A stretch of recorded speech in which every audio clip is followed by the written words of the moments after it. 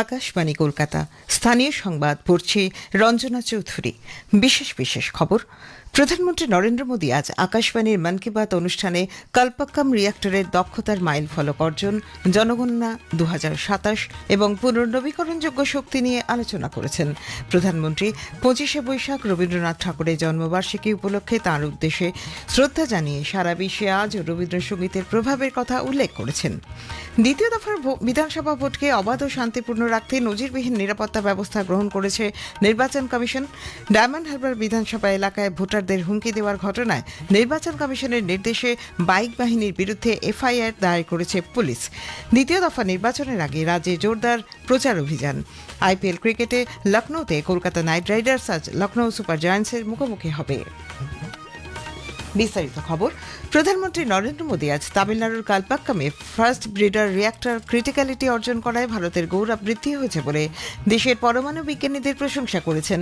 আকাশবাণীতে আজ 133তম মন কি বাত অনুষ্ঠানে জাতির উদ্দেশ্যে ভাষণে শ্রী মোদী বলেন, ক্রিটিক্যালিটি হল সেই পর্যায়ে যেখানে একটি রিয়্যাক্টর প্রথমবারের মতো সফলভাবে একটি স্বয়ংসম্পূর্ণ পারমাণবিক চেইন বিক্রিয়া সম্পন্ন করে।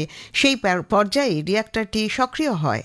कुछ ही दिन पहले हमारे न्यूक्लियर साइंटिस्ट ने एक और बड़ी उपलब्धि से भारत का गौरव बढ़ाया है। तमिलनाडु के कलपक्कम में फास्ट ब्रीडर रिएक्टर ने क्रिटिकलिटी हासिल कर ली है। इस स्टेज का मतलब है रिएक्टर का ऑपरेशन फेज में पहुंचना। भारत की न्यूक्लियर एनर्जी जर्नी में एक ऐतिहासिक माइलस्टोन है और परमाणु रिएक्टर पूरी तरह स्वदेशी तकनीक से निर्मित है। প্রধানমন্ত্রী বলেন, দেশীয় প্রযুক্তিতে নির্মিত এই রিয়্যাক্টর ভারতের পারমাণবিক শক্তিযাত্রার একটি ঐতিহাসিক মাইল ফলক। প্রধানমন্ত্রী উল্লেখ করেন, ভারত সম্প্রতি বায়ুশক্তিতে একটি বড় মাইল ফলক অর্জন করেছে। ভারতের বায়ুশক্তি উৎপাদন ক্ষমতা এখন 56 গিগাওয়াট ছাড়িয়ে গেছে। গুজরাটের কচ্ছ, পাটন এবং বানাসকান্থার মতো এলাকায় বড় বড় পুনর্নবীকরণযোগ্য শক্তি পার্ক তৈরি হচ্ছে, যেখানে তরুণদের নতুন কর্মসংস্থানের পথ তৈরি হচ্ছে। 2027 সালে জনগণনাকে ডিজিটাল করা হয়েছে এবং সমস্ত তথ্য সরাসরি ডিজিটাল মাধ্যমে নথিভুক্ত করা হচ্ছে। বাড়ি বাড়ি গিয়ে গণনাকারী কর্মীদের কাছে সমস্ত তথ্য প্রবেশ করানোর জন্য একটি মোবাইল অ্যাপ রয়েছে। প্রধানমন্ত্রী উল্লেখ করেন যে এবারের জনগণনাকে আরও সহজ করা হয়েছে, যেখানে মানুষ নিজেরাই তাদের তথ্য এই অ্যাপে আপলোড করতে পারবেন। घर घर जाने वाले कर्मचारियों के पास मोबाइल ऐप है। वे आपसे बात करके उसी में जानकारी दर्ज करेंगे। इस बार जनगणना में आपकी भागीदारी भी आसान बनाई गई है। आप खुद भी अपनी जानकारी दर्ज कर सकते हैं।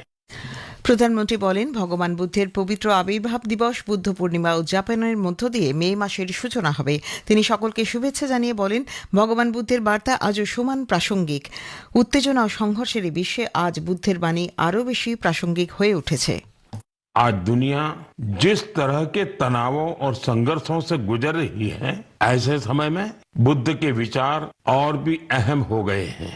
दक्षिण अमेरिका के चिली में एक संस्था भगवान बुद्ध के विचारों को आगे बढ़ा रही है। लद्दाख में जन्मे ड्रपपोन ओजेर रिनपोछे के मार्गदर्शन में काम हो रहा है। कोची गुआज घाटी में बना स्तूप लोगों को शांति का अनुभव कराता है। প্রধানমন্ত্রী 25শে বৈশাখ রবীন্দ্রনাথের জন্মবার্ষিকী উপলক্ষে তাঁর উদ্দেশ্যে শ্রদ্ধা জানিয়ে সারা বিশ্বে আজও রবীন্দ্রসঙ্গীতের প্রভাবের কথা উল্লেখ করেন। कुछ ही दिन बाद 9 मई को 25शे बैसाख के अवसर पर हम गुरुदेव टैगोर की जन्म जयंती मनाएंगे। गुरुदेव बहुआयामी व्यक्तित्व के धनी थे। वे एक महान लेखक और विचारक तो थे ही, उन्होंने कई प्रसिद्ध संस्थानों को भी आकार दिया। गुरुदेव टैगोर लोगों के लिए ऐसे उद्योगों के पक्षधर थे जिनमें स्थायी रोजगार मिलने के साथ ही गांवों का भी कल्याण हो।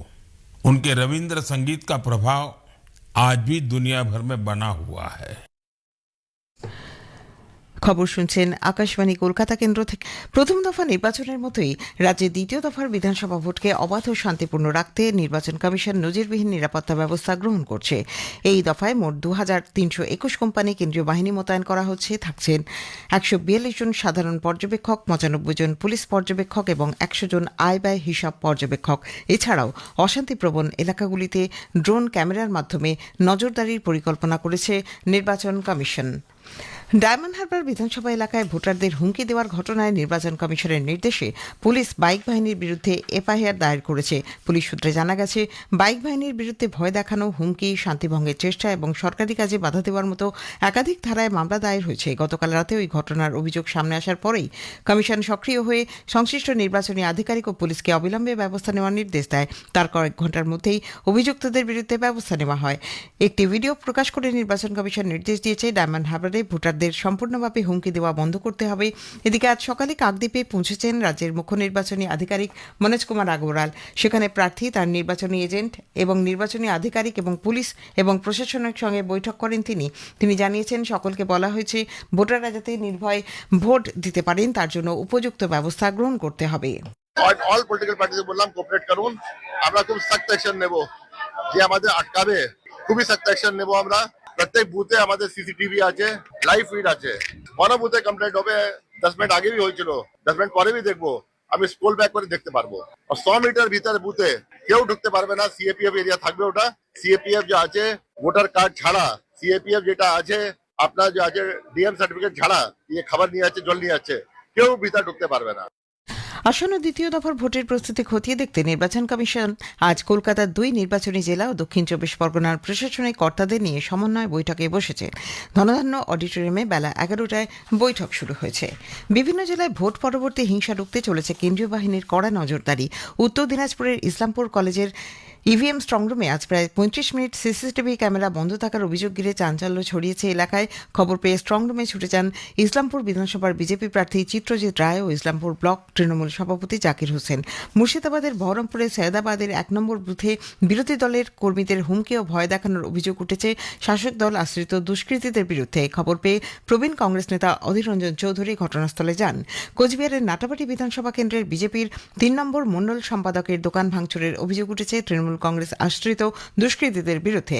অভিযোগ অস্বীকার করেছে তৃণমূল কংগ্রেস। অন্যদিকে বীরভূমের বোলপুরে ভোটের পর স্ট্রংরুমের 100 মিটার দূরে নানুরের বিজেপি প্রার্থী খোকন দাসের আক্রান্ত হওয়ার ঘটনায় তৃণমূল কংগ্রেস আশ্রিত দুষ্কৃতীদের বিরুদ্ধে অভিযোগ উঠেছে। তৃণমূলের পক্ষ থেকে বিজেপির অভিযোগ অস্বীকার করা হয়েছে।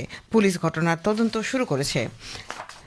রাজ্যে বিধানসভা নির্বাচনের দ্বিতীয় দফা ভোট আগামী বুধবার 29 এপ্রিল। তার আগে আজ শেষ রবিবার জোর কদমে চলছে রাজনৈতিক দলগুলির প্রচার অভিযান কর্মসূচি। রাজ্যে এসে পৌঁছেছেন বরিষ্ঠ বিজেপি নেতা নরেন্দ্র মোদী। বনগাঁর ঠাকুরনগরে একটি জনসভায় তিনি যোগ দিয়েছেন। এরপর মতুয়া ঠাকুর মন্দিরেও যাবেন শ্রী মোদী। হুগলির হরিপালের দ্বিতীয় জনসভাতেও আজ বক্তব্য রাখবেন তিনি। বিকেলে উত্তর কলকাতার ঠনঠনিয়া কালীবাড়িতে পূজার্চনার পাশাপাশি বিকেপাল অ্যাভিনিউ থেকে খান্না ক্রসিং পর্যন্ত রোড শো করবেন শ্রী মোদী। অপর বরিষ্ঠ বিজেপি নেতা অমিত শাহ নদিয়ার তেহট্ট, রানাঘাট দক্ষিণের আনুলিয়ায় জনসভাতে বক্তব্য রাখবেন।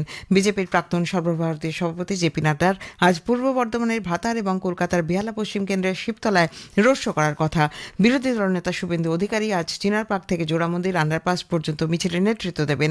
রাজ্যের বিভিন্ন স্থানে একাধিক প্রচার কর্মসূচি রয়েছে তৃণমূল কংগ্রেস নেত্রী মমতা ব্যানার্জি এবং সাধারণ সম্পাদক অভিষেক বন্দ্যোপাধ্যায়ের। সিপিআইএমের রাজ্য সম্পাদক মোহাম্মদ সেলিম, প্রাক্তন পলিট ব্যুরো সদস্য বৃন্দা কারাত আজ পানিহাটি ও খড়দা কেন্দ্রে দলীয় প্রার্থীর সমর্থনে এক জনসভায় অংশ নেবেন। দক্ষিণ কলকাতার আনন্দপুর ও আলিপুরে আজ তল্লাশি অভিযান চালাচ্ছে এনফোর্সমেন্ট ডিরেক্টরেট। 2 ব্যবসায়ীর বাড়ি সহ মোট 3টি জায়গায় চলছে তল্লাশি। ইডি সূত্রের দাবি, সোনাপাপ্পুর মামলাতেই অভিযান চালানো হচ্ছে। হায়দ্রাবাদের গাছিবৌলি স্টেডিয়ামে আজ আইএসএল ফুটবলে মোহামেডান স্পোর্টিং দিল্লির বিরুদ্ধে খেলবে। খেলা শুরু হবে বিকেল 5টায়। আইপিএল ক্রিকেটে কলকাতা নাইট রাইডার্স আজ লখনৌ সুপার জায়ান্টসের বিরুদ্ধে খেলবে। খেলা শুরু হবে সন্ধে 7:30টায়। শেষ করার আগে খবরের বিশেষ কিছু অংশ আর একবার। প্রধানমন্ত্রী নরেন্দ্র মোদী আজ আকাশবাণীর মন কি বাত অনুষ্ঠানে কালপাক্কাম রিঅ্যাক্টরের দক্ষতার মাইল ফলক অর্জন, জনগণনা 2027 এবং পুনর্নবীকরণযোগ্য শক্তি নিয়ে আলোচনা করেছেন। প্রধানমন্ত্রী 25শে বৈশাখ রবীন্দ্রনাথ ঠাকুরের জন্মবার্ষিকী উপলক্ষে তাঁর উদ্দেশ্যে আকাশবাণী খবর পড়ছি দেবব্রত মণ্ডল। প্রথমে বিশেষ খবর। প্রধানমন্ত্রী নরেন্দ্র মোদী বলেছেন, ভারতের পরমাণু শক্তির বিকাশের পাশাপাশি দেশবাসীর জীবনধারার মান উন্নত করতে পরমাণু বিজ্ঞানীদের উল্লেখযোগ্য ভূমিকা রয়েছে। আজ আকাশবাণীর মন কি বাত অনুষ্ঠানে তিনি জনগণনাকে সফল করে তুলতে দেশবাসীর প্রতি আহ্বান জানিয়েছেন। প্রধানমন্ত্রী বলেছেন, কবিগুরু রবীন্দ্রনাথ ঠাকুর এমন শিল্পের পক্ষপাতী ছিলেন যা কর্মসংস্থান সৃষ্টির সঙ্গে সঙ্গে গ্রামেরও উন্নতি করবে। ন্যাশনাল আর্কাইভ অফ ইন্ডিয়া 20 কোটিরও বেশি মূল্যবান ফাইলকে ডিজিটাইজ করেছে বলে প্রধানমন্ত্রী জানিয়েছেন। পশ্চিমবঙ্গ বিধানসভা নির্বাচনের দ্বিতীয় দফার ভোটের জন্য প্রচার চলছে জোর কদমে। আজ ফের রাজ্যে আসছেন বরিষ্ঠ বিজেপি নেতা নরেন্দ্র মোদী। তৃণমূল কংগ্রেস নেত্রী মমতা ব্যানার্জির একাধিক প্রচার কর্মসূচি রয়েছে কলকাতায়। প্রখ্যাত চিত্র সাংবাদিক রঘু রায় প্রয়াত। দেশের উত্তর পশ্চিম এবং মধ্যাঞ্চলে আগামী 3 দিন তাপক প্রবাহের পূর্বাভাস দিয়েছে আবহাওয়া দপ্তর। আইপিএল ক্রিকেটে আজ Kolkata knight riders Lucknow super জায়ান্টসের বিরুদ্ধে খেলবে। অন্য ম্যাচে চেন্নাই সুপার কিংস মুখোমুখি হবে গুজরাট টাইটান্সের। আসি বিস্তারিত খবরে।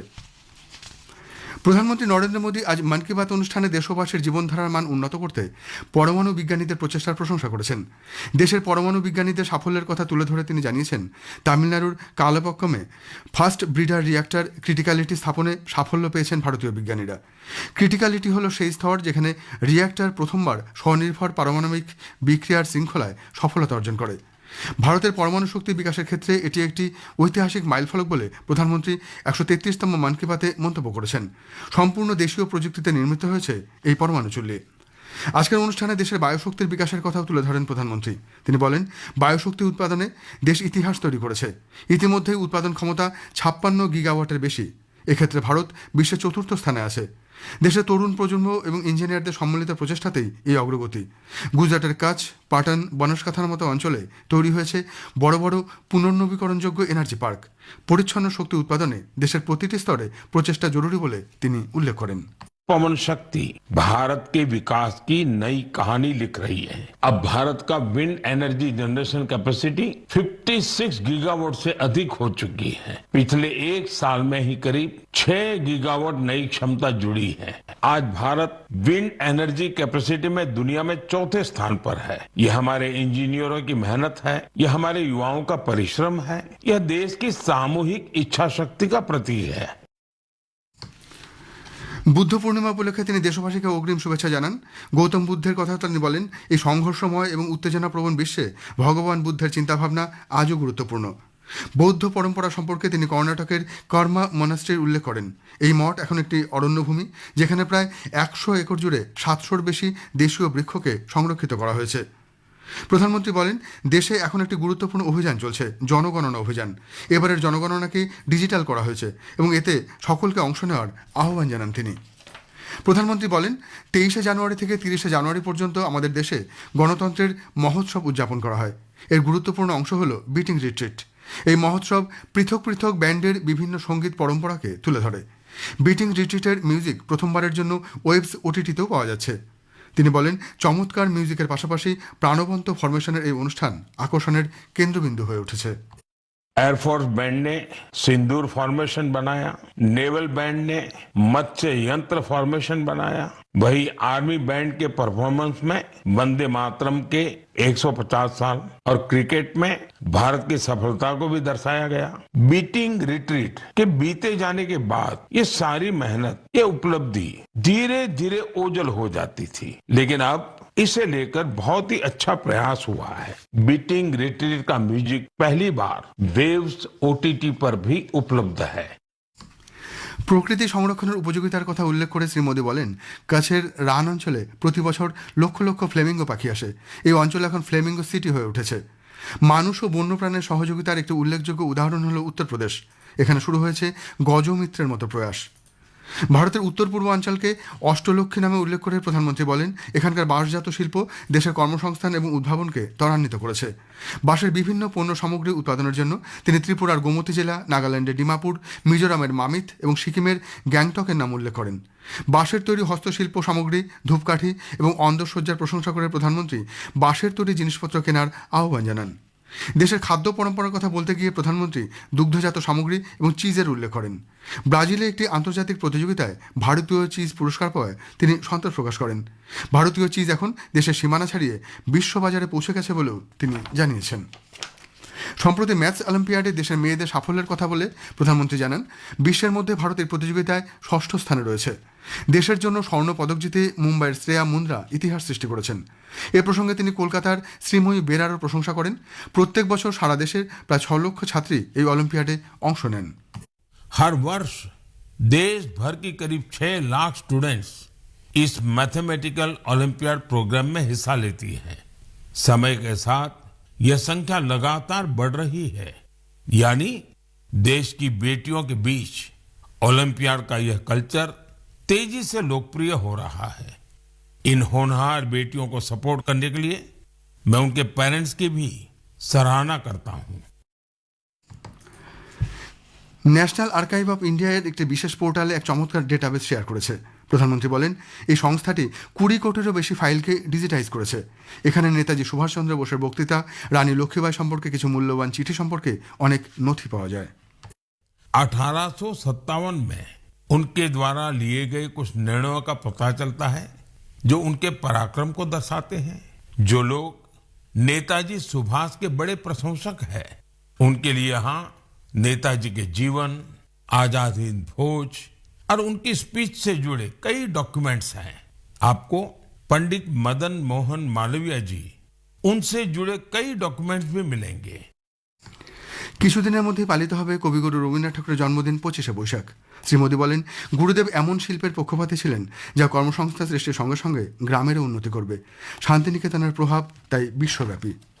খবর শুনছেন আকাশবাণী থেকে। রাজ্যে বিধানসভা নির্বাচনের দ্বিতীয় দফার ভোটগ্রহণ আগামী বুধবার 29 এপ্রিল। ভোটগ্রহণকে কেন্দ্র করে রাজনৈতিক উত্তাপ এখন তুঙ্গে। ভোটারদের মন জয় করতে সব রাজনৈতিক দলের শীর্ষ নেতারা রাজ্যের বিভিন্ন প্রান্তে রোড শো, র্যালি এবং জনসভা করছেন। দ্বিতীয় দফার বিধানসভা নির্বাচনের আগে আজ আবারও রাজ্যে আসছেন বরিষ্ঠ বিজেপি নেতা নরেন্দ্র মোদী। ওয়াশিংটনের হিলটন হোটেলে white house correspondents association dinner চলাকালীন লবিতে গুলি চলে বলে জানা গেছে। গুলির শব্দ শোনামাত্রই মার্কিন রাষ্ট্রপতি ডোনাল্ড ট্রাম্পকে দ্রুত নিরাপদ স্থানে সরিয়ে নেওয়া হয়। রাষ্ট্রপতি Trump, first lady Melania Trump এবং উপরাষ্ট্রপতি জেডি ভান্স সকলেই সুরক্ষিত আছেন বলে জানা গেছে। আইপিএল ক্রিকেটের ম্যাচে আজ লখনৌ সুপার জায়ান্টসের মুখোমুখি হবে Kolkata knight Riders. লখনৌর Atal Bihari Vajpayee Ekana cricket স্টেডিয়ামে খেলা শুরু হবে সন্ধ্যে 7:30টায়। অন্য ম্যাচে দুপুর 3:30টায় চেন্নাই সুপার কিংসের বিরুদ্ধে মাঠে নামবে গুজরাট টাইটান্স। খেলা হবে চেন্নাইয়ের এম.এ. চিদাম্বরম স্টেডিয়ামে। শেষ করার আগে বিশেষ খবর আরেকবার। প্রধানমন্ত্রী নরেন্দ্র মোদী বলেছেন, ভারতের পরমাণু শক্তি বিকাশের পাশাপাশি দেশবাসীর জীবনধারার মান উন্নত করতে পরমাণু বিজ্ঞানীদের উল্লেখযোগ্য ভূমিকা রয়েছে। প্রধানমন্ত্রী বলেছেন, কবিগুরু রবীন্দ্রনাথ ঠাকুর এমন শিল্পের পক্ষপাতী ছিলেন যা কর্মসংস্থান সৃষ্টির সঙ্গে সঙ্গে গ্রামেরও উন্নতি করবে। খবর এখনকার মতো এ পর্যন্ত।